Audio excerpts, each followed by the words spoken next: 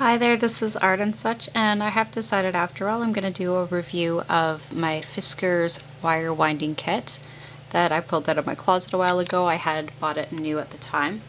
I have looked it up online. Unfortunately, this is hard to come by new these days, but you might come across a secondhand one, or else, hopefully this will just give you some inspiration and some ideas. So this is the package. And you can see along the bottom, these are the patterns or designs. And what this comes with is this cool mandrel. It has a square in the center and a little ledge to catch it on, and squares of descending width along one side, and we've got circles on the other side getting smaller. So those are for spirals and squares. You can see they've done a picture right up here. And we've got a set of pliers with kind of snippers on the side here. And there is a little attachment that you can put your wire on, although I'm not quite sure to what end. I didn't find that very helpful myself. Then we've got this tray, and into the tray you put your pattern pieces. And okay, so each of these we've got 4 different pieces, and they come with these clear screens. They are 3-dimensional. Here we've got the little loops, and what you do is you pick the pattern you want to use and you stick it underneath onto the tray, and then you click it into place. So this pattern that's at the top here, this is what I tried working with before. Just give you a little demonstration here.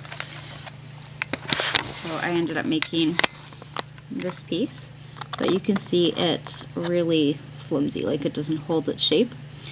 And this is, I'm assuming the issue is with the wire that they use. It's very pretty, but it's not terribly strong. So you could always, if you have something like this or you want to do some wire winding, get a thicker gauge wire. And let's just try a couple of things here together. So, show you how this goes, the mandrel. We're going to take our wire, loosen it out a bit, and I'm just going to pick a circle here and wrap it right around. I'm holding tight with my thumb. You can loop it as many times as you want to, and then you can cut it or just pull it off. You got a little spring here. This is really nice because you can do, like I said, any different size. Now the issue though, as soon as I pull it, it's loose. So again, you would want to do something like this with a thicker wire. And just to give you some ideas, this is a specially designed mandrel with different widths, as I say. But you could use pencils, or you could even take like a hand weight if you wanted something really thick, or a broomstick. And you could always experiment with winding your wire around different shapes. So let's grab one of these sheets here just to try. And what I'm going to do is lay this, just take this out, find my pattern. So there is a lot of variety here. It's just as I say, a little hard to get in between the spaces, and the wires a little thin. So we're going to pop this into place, and there is another piece that goes on top. Got one for each of our pattern sheets. Make sure it clicks, and then we're going to follow the pattern. So this is another thing that I don't like so much about this, is we don't have a clear starting point. But if you're doing multiple layers, that might not be so important. Okay, so I'm just going to sort of tack this onto here for the moment. And I do like, however, that it's clear which direction your lines are going.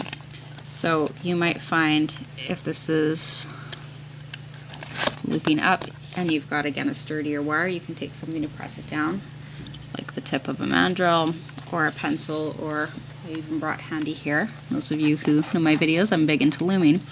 So you might want to use your looming hook to hold it down, or even a piece of tape.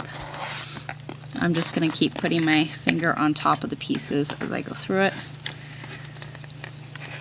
Cover the gap so it can't get through. So like I said, in this sense, it's not the easiest to work with, but it's okay, we'll play around with it a bit. You could make a kind of mold like this out of cardboard pieces or styrofoam blocks, or if you have wood and you've got some pegs or nails to run into it. And there's a lot of variety you can do even with the same pegs. You saw here they have, you know, several different shapes and designs to do with those. So I'm going to run this through just 1 or 2 more times, and you can see it really wants to pop off here. And then what we do is we lift off the top piece, and it springs, and you can see it didn't come out great, but with the thicker wire, could do some cool things with this. I'll just show you a couple of the examples again that they have on the package. So they've used it for decorative purposes. You could use it for jewelry or to put onto presents to wrap them a little bit nicer. And yeah, so I thought I would share that with you, and hopefully this will give you some ideas. Thank you for watching.